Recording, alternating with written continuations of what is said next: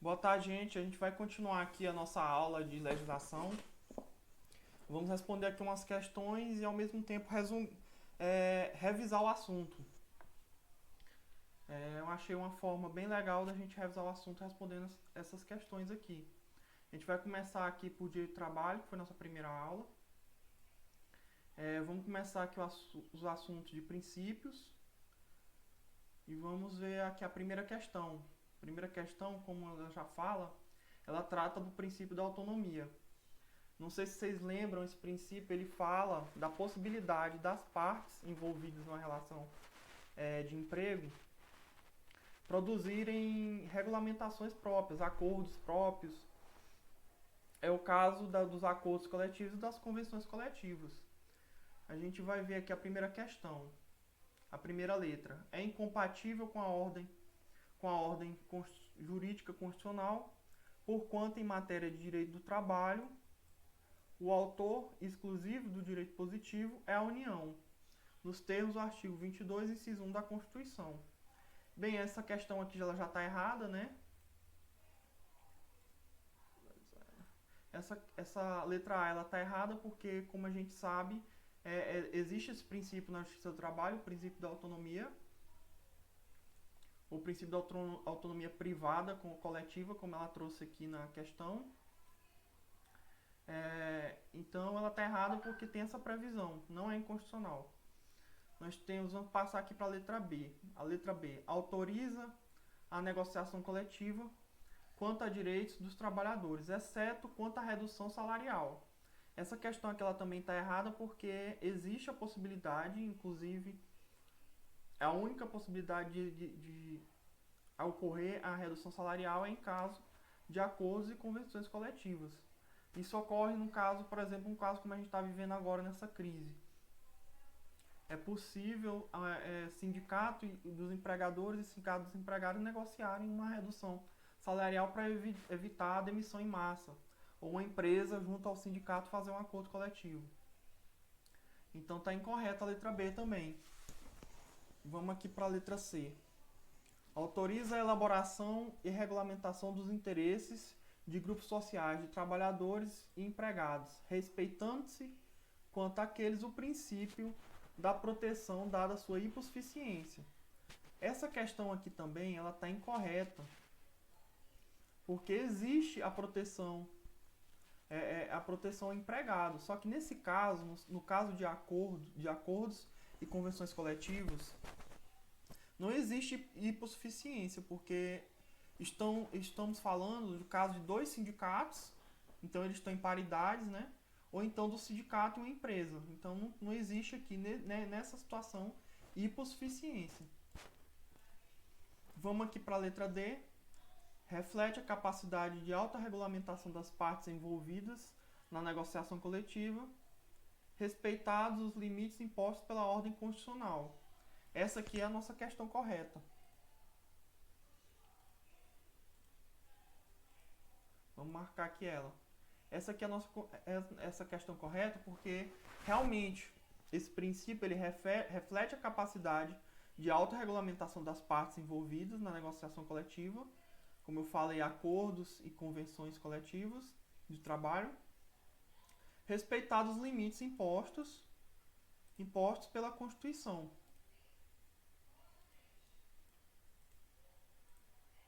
Deixa eu trocar aqui a ferramenta para puxar. Pela Constituição. O que quer dizer? Que não é todos os direitos também que se podem acordar. Por exemplo, ele não pode acordar na convenção coletiva abrir mão de férias, entendeu? Abrir mão de 13º, porque são previsões constitucionais que não podem ser negociadas em convenções coletivas.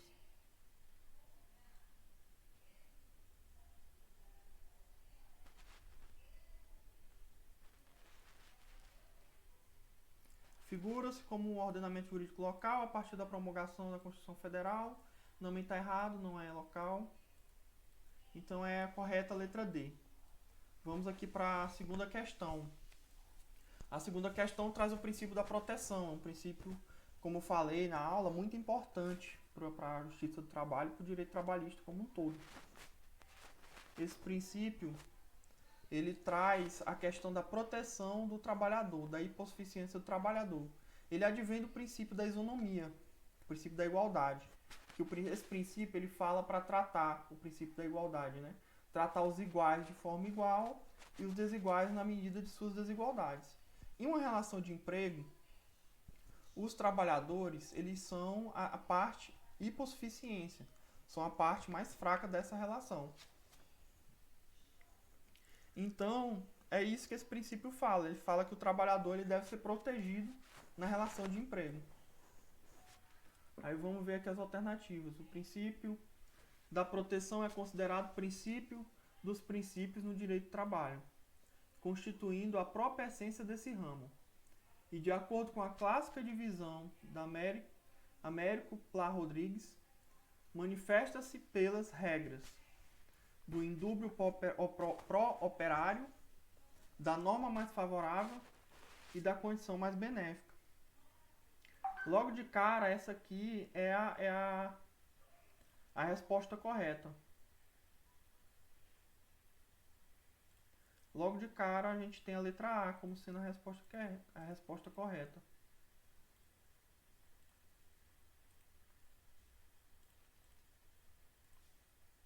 A letra A. Vamos ver o que as outras estão erradas aqui.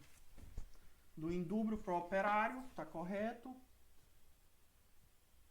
Da irrenunciabilidade, da condição mais benéfica. Da irrenunciabilidade está errado.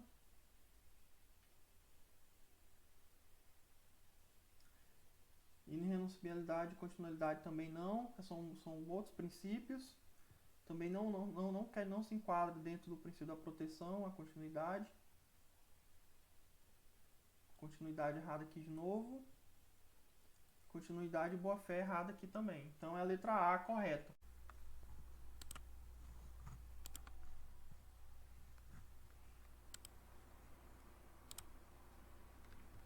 Vamos aqui para a terceira questão. Ela fala aqui do princípio da condição mais benéfica, né?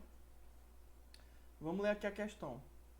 Invocando a regra da condição mais benéfica ao empregado, que se insere no princípio da proteção peculiar ao direito do trabalho, é correto afirmar, como a gente falou aqui na questão anterior, né, que esse princípio da proteção ela é um desdobramento, aliás, o princípio da condição mais benéfica é um desdobramento do princípio da proteção, que aqui na Justiça do Trabalho é a mesma coisa do princípio da igualdade, da isonomia.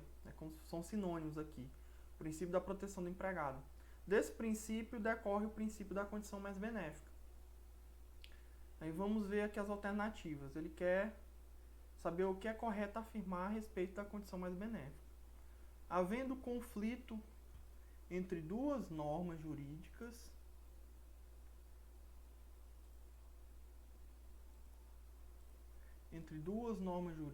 conflito entre duas normas jurídicas, prevalece a mais favorável ao empregado. Essa questão ela é um pouco mais difícil porque são muito parecidas as alternativas. Aqui essa questão ela está incorreta porque ele fala no conflito entre duas normas, prevalece a mais favorável.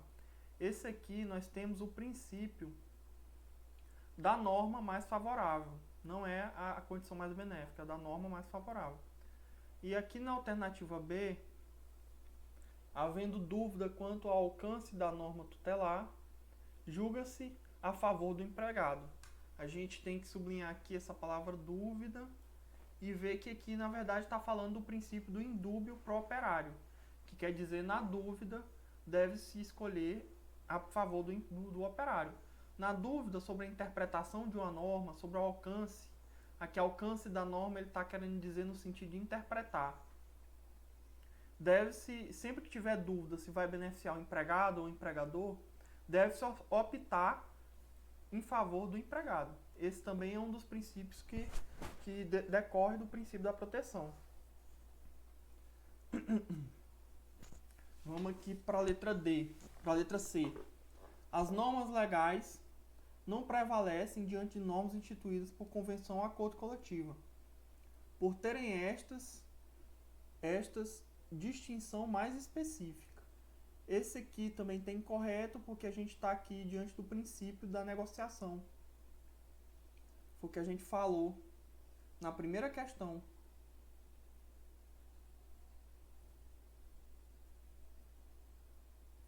Primeira questão. Vamos aqui à letra E. As condições estabelecidas a letra D.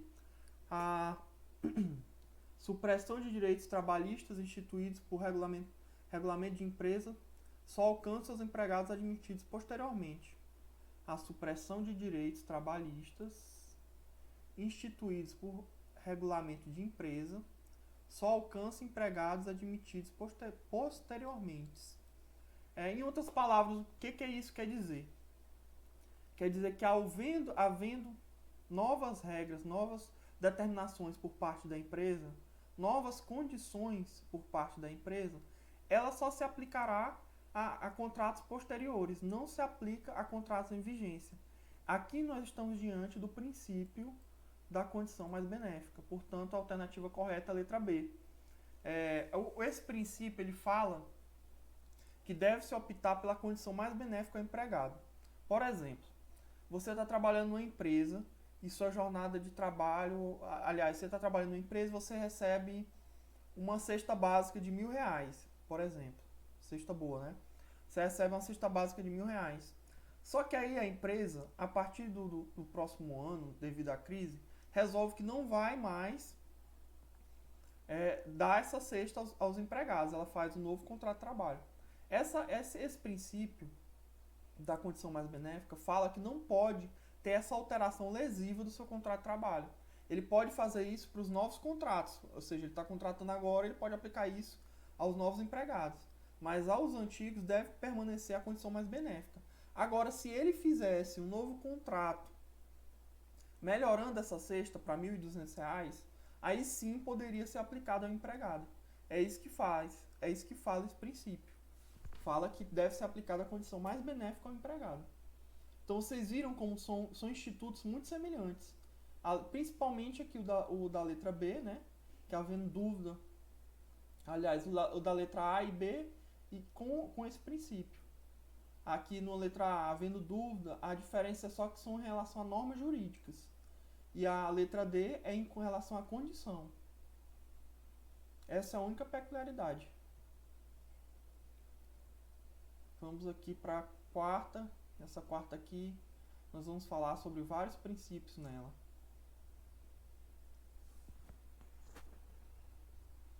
A autonomia do direito do trabalho caracteriza-se pela extensão de sua matéria, métodos e princípios próprios.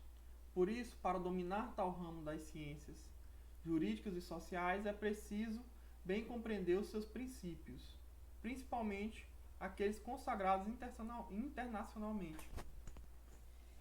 A respeito do assunto, considere as seguintes afirmativas. Vamos ler aqui os princípios, vamos ver aqui as alternativas. O princípio da irrenunciabilidade está relativizado na atualidade nacional ante a equiparação legal de trabalhador e empregado na manifestação de vontade por ocasião da contratação. O princípio da irrenunciabilidade está relativizado, aqui já está errado, não é permitido em nenhuma hipótese relativizar direitos trabalhistas. Ante a equiparação legal do trabalhador, outro absurdo aqui, equiparação legal do trabalhador ao empregador, não existe equiparação legal de trabalhador e empregador. O trabalhador é sempre visto como hipossuficiente, conforme vimos aqui no princípio da proteção. Então ele não tem como manifestar a vontade, aqui que ele está falando, manifestar a vontade por ocasião da contratação. Ele não pode abrir mão de nenhum direito. Então está errada essa alternativa. Aqui o princípio da irrenunciabilidade, ele fala que o empregado ele não pode renunciar aos seus direitos. Ele não pode renunciar a férias, ele não pode renunciar ao salário mínimo, não pode renunciar ao 13º. Aqui, quando a gente fala de redução salarial por meio de convenção coletiva, não é o empregado que está renunciando. Na verdade, é um acordo entre os dois sindicatos ou entre o sindicato e a empresa. O empregado ele não tem essa possibilidade de aceitar a diminuição salarial. Então a 1 já está incorreta. Já até marquei aqui sem querer a letra A, mas vamos analisar aqui as outras alternativas. O princípio da norma mais favorável serve para dirimir conflitos de normas no espaço, prevalecendo a mais favorável ao trabalhador, salvo se a interpretação levar à conclusão que desconsidere a hierarquia das normas. Aqui a gente tem também muito erro. Primeiro, ele fala em conflito de normas. Como a gente viu, o princípio da norma mais favorável, aqui está certo, conflito de normas. Está certo nessa parte. Só que ele fala em hierarquia das normas. Que na Justiça do Trabalho não fala em hierarquia das normas. Ele fala que mesmo... O que a gente tem por hierarquia das normas? Uma norma específica, ela teria prioridade de aplicação sobre uma norma geral. Por exemplo, nós temos a CLT, que é uma norma específica, e temos o Código Civil. Isso a gente pode ver atualmente, depois da reforma trabalhista. Que na CLT,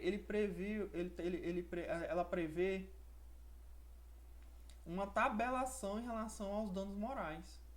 E essa norma ela é menos favorável ao trabalhador do que a norma do Código Civil, que não prevê essa tabela, entendeu? Então, por exemplo, do jeito que estava a CLT, o trabalhador poderia receber uma indenização menor do que uma pessoa que ingressasse com ação na Justiça Comum, na Justiça Comum Civil, entendeu? Então, essa norma foi até declarada inconstitucional. Mas, mesmo se ela estivesse em vigência, e ela sendo uma norma específica, ela não seria aplicada ao caso, porque seria aplicado o Código Civil por ser uma norma mais favorável ao empregado. Então, essa norma está incorreta nesse sentido. Vamos lá para a terceira.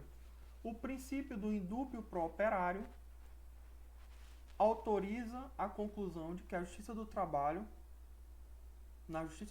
o empregador preferencialmente sai ganhando. Também é errado. O indúbio pro operário não fala isso. O indúbio pro operário fala que, na dúvida, na interpretação de uma norma, deve-se prevalecer a interpretação mais favorável ao empregado. Nós temos a quarta aqui, que é a alternativa correta, a única correta, que fala do princípio da primazia da realidade. Esse princípio, ele fala que o que acontece de fato, ele prevalece em relação à prova documental, à prova formal que existe nos autos. Por exemplo, se uma empresa contrata você e coloca para você assinar como se fosse uma pessoa jurídica, ou como se você fosse um trabalhador autônomo, quando na verdade você preenche todos os requisitos do vínculo empregatício. Então, esse princípio da primazia da realidade, ele fala que a realidade, o que acontece de fato, prevalece à forma, aos documentos. E é exatamente o que fala aqui na alternativa 4. Ela fala, o princípio da primazia da realidade significa que, em caso de discordância entre o que ocorre na prática, na realidade, e o que emerge do documento, prevalece o que sucede no terreno dos fatos.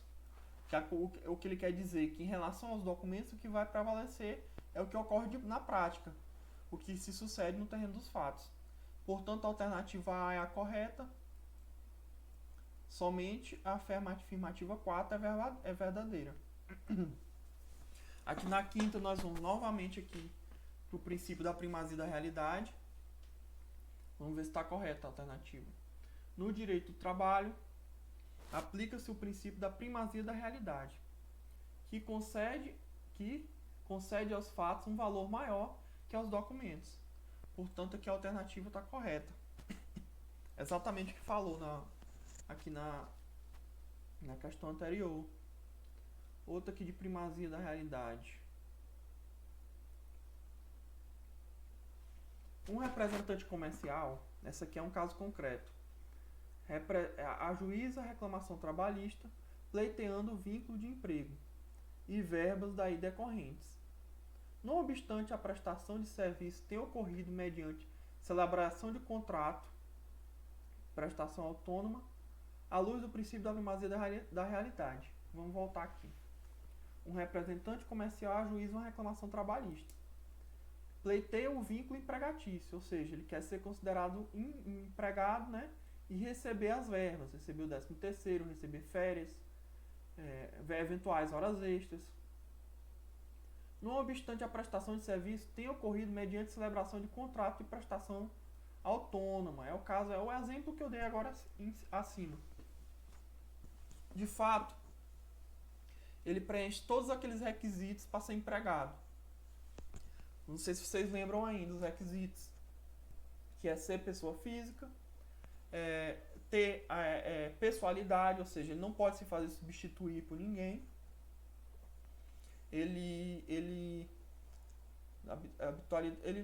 Pessoalidade, habitualidade, ele tem que ter uma certa frequência. Não quer dizer que ele tem que ir todo dia, mas ele tem que ter uma frequência. Subordinação jurídica, ele tem que ser subordinado ao seu empregado. E onerosidade, ele tem que receber uma contraprestação, ele tem que receber o salário ao final do mês de trabalho. Vamos ver aqui as alternativas. Letra A. Prevalece o contrato celebrado entre as partes por força do princípio Pax sunt servanda. Está errado. Esse é um princípio aqui aplicável ao Código Civil, que ele fala que o que foi acordado no contrato prevalece. Só que nesse caso aqui não, justamente por causa do princípio da primazia da realidade, que vai prevalecer o que acontecia de fato. Se ele preencher os requisitos do vínculo empregatício, ele tem direito a todos os seus direitos trabalhistas.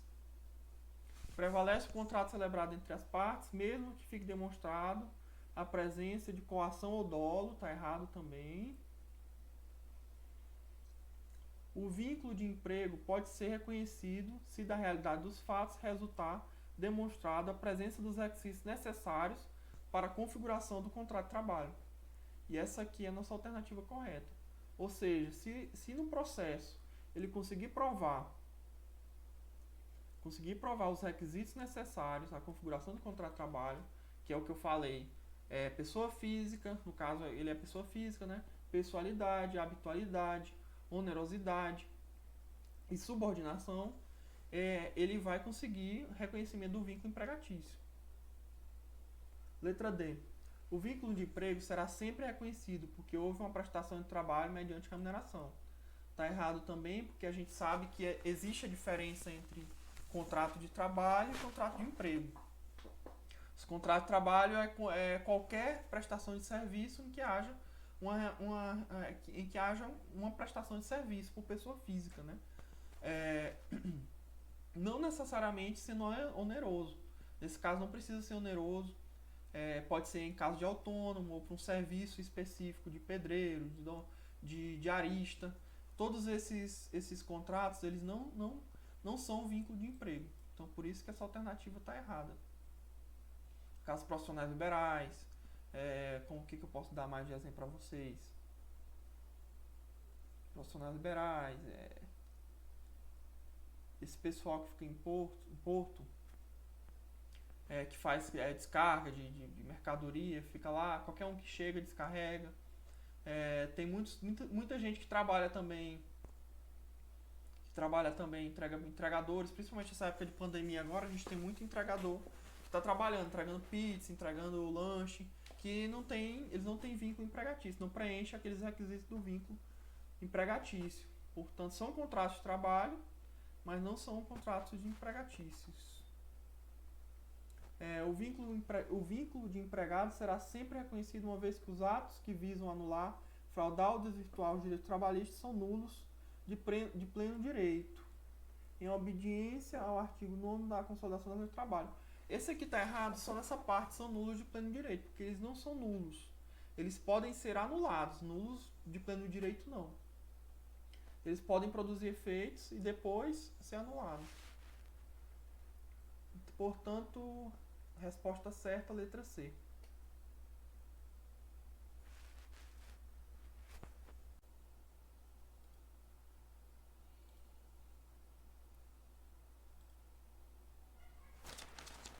a gente vai continuar aqui, né, a partir da questão 7, que fala de fontes. A gente vai relembrar aqui para vocês o que são as fontes. As fontes é de onde vem o direito do trabalho, né? De onde nasce o direito do trabalho. Essas fontes elas são divididas entre fontes materiais e fontes formais. As fontes materiais elas são aquelas geradas por um conjunto de fenômenos sociais, revoluções, greves, manifestações, que deram ensejo à formação da matéria do direito. Ela é a matéria que está contida dentro daquela norma, entendeu? Ela é aquilo que existe antes da sua positivação, antes da norma existir. Para se criar uma norma é preciso ter essa matéria, entendeu? Para poder fazer essa norma. Então isso advém de revoluções, de greve, manifestação, da luta pelos direitos. E as fontes formais, elas já são a positivação desse direito. A gente pode citar a CLT, as leis, as sentenças normativas, convenção coletiva. Elas são os meios, a forma para se aplicar o direito, entendeu? Essas fontes formais e materiais, elas ainda se dividem em fontes heterônomas e fontes autônomas. As fontes autônomas são as fontes que são feitas pelas próprias partes. Um exemplo claro disso que a gente pode falar é as convenções coletivas de trabalho. E as fontes heterônomas é aquela que é imposta. São criadas por terceiros, como por exemplo pelo Estado, são criadas pelo Estado. Exemplo de lei, convenções coletivas, sentença, pode ser resoluções, que não são criadas pelas próprias partes. Isso quer dizer que são fontes heterônomas. Heterônomas criadas por um terceiro, autônomas criadas pelas próprias partes. Vamos ler aqui a questão 7 e ver o que ela está pedindo aqui pra gente.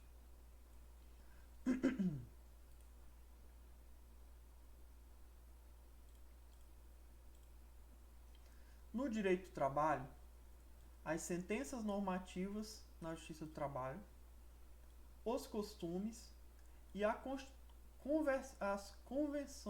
convenção coletiva de trabalho são classificados respectivamente como fontes. As sentenças normativas, elas são uma sentença, ela é uma fonte que ela é formada por um terceiro, no caso o juiz. Então ela não pode ser uma fonte autônoma. Assim a gente já exclui aqui a letra A, a letra B, a letra C, e ficamos com a letra D e E. As sentenças normativas, elas são fontes materiais ou formais? Então a gente sabe que a gente já acabou de falar que materiais advêm de uma revolução, de uma greve, de uma luta por direito. É a matéria contida na norma, na positivação. Então ela não é uma fonte material, ela é uma fonte formal. A única alternativa que tem as sentenças normativas como sendo uma fonte formal e heterônoma é a letra E. A correta é a letra E, mas vamos analisar aqui as outras também. Os costumes elas são uma fonte formal também, né? Porque não advém, como a gente falou, não advém de greve, não criou matéria por meio dela. Então os costumes é uma fonte formal. É até uma pegadinha, porque a gente pensa assim, o costume não é uma lei, não é uma lei e tal, é fonte material, mas não é. É uma fonte formal. Um bom exemplo disso é que durante muito tempo o 13º, que é a gratificação natalina, ela não era positivada. Depois que foi feito CLT, que foi positivado o 13º. E ela é uma fonte autônoma. O costume ela é feito pelas próprias partes, não tem um envolvimento de um terceiro.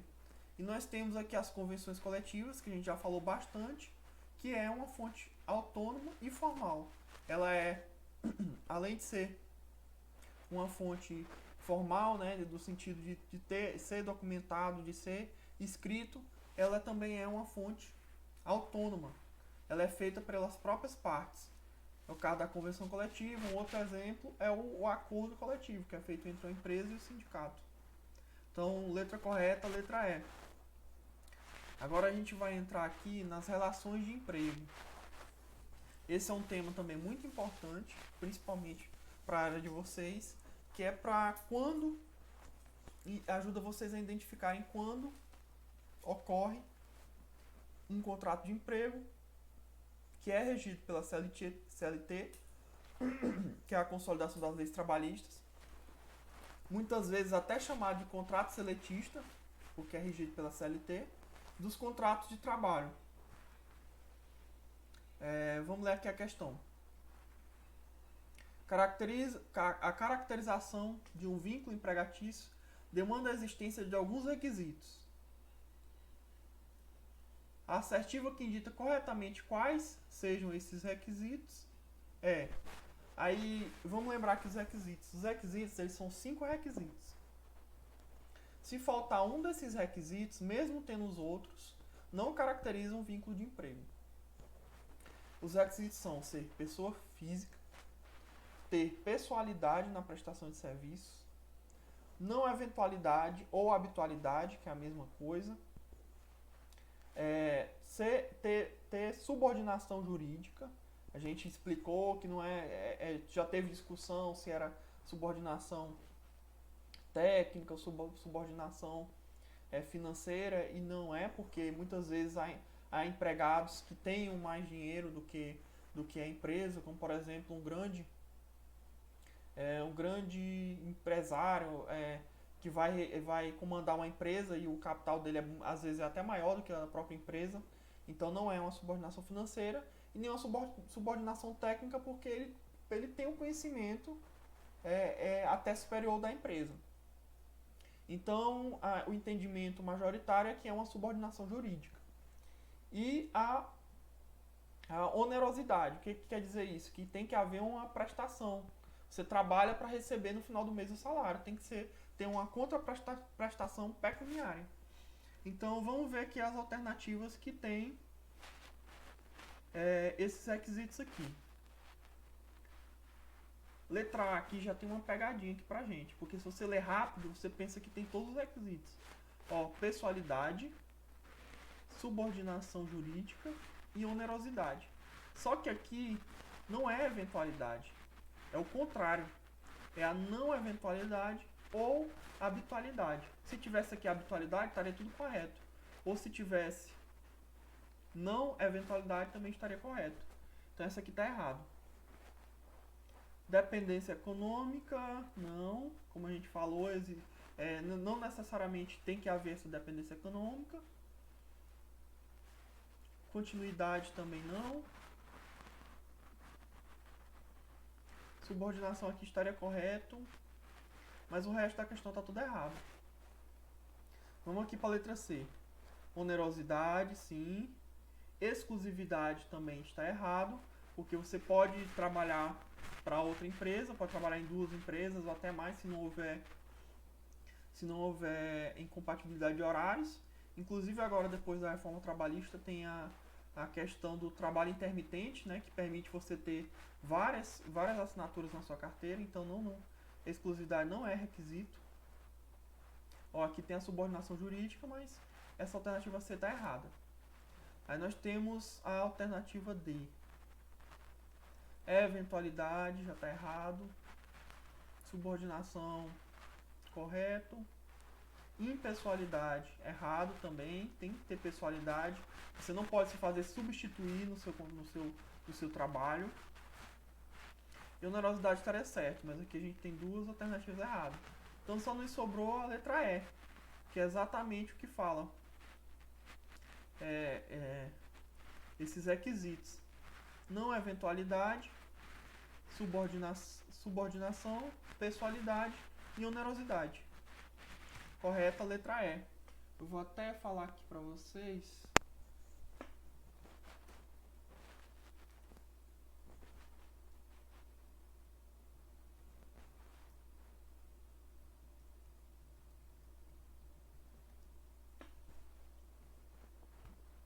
Como eu tinha falado, esses 5 requisitos estão previstos na CLT. Eu vou aqui ler o artigo aqui, procurar o artigo para ler para vocês.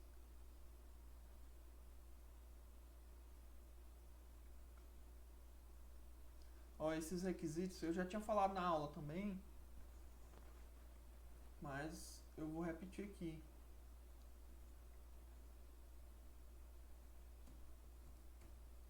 Se eu não me engano é artigo 2º ou é 3º da CLT. Deixa eu só abrir aqui a CLT na internet.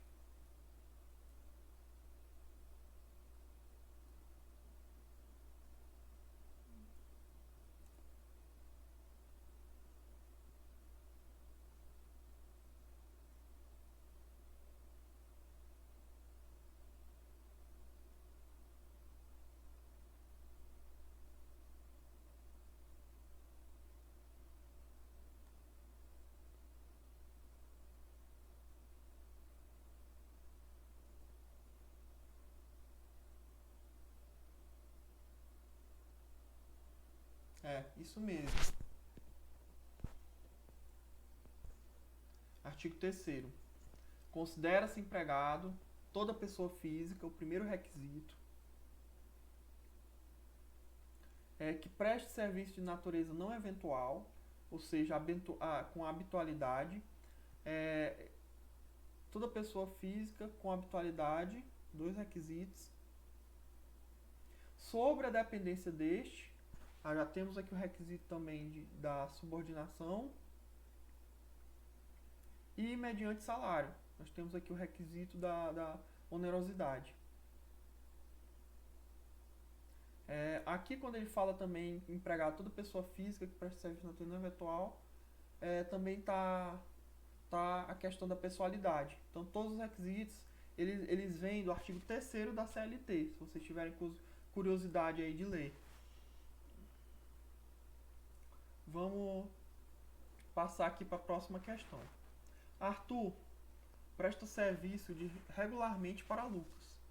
Incentivado por Laís, resolve propor reclamação trabalhista com o objetivo de reconhecimento do vínculo trabalhista. Ele é um trabalhador informal, né?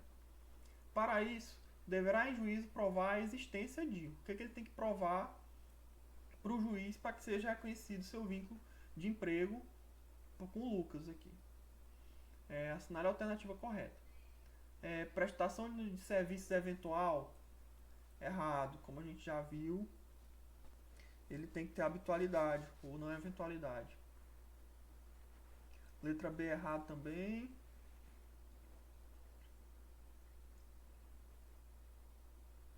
Prestação de serviços não eventual, aqui está correto.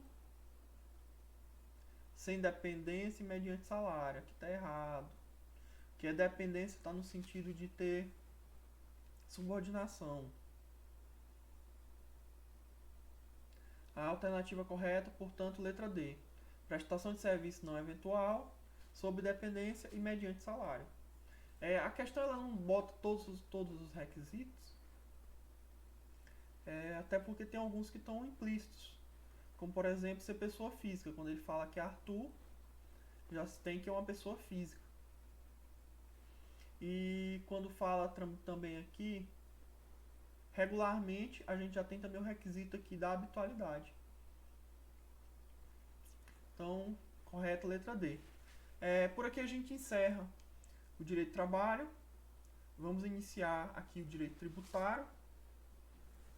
Ver até onde vamos. Não sei se vai dar de terminar tudo hoje, mas senão fica para a próxima aula. Deixa eu só ver quanto tempo está aqui.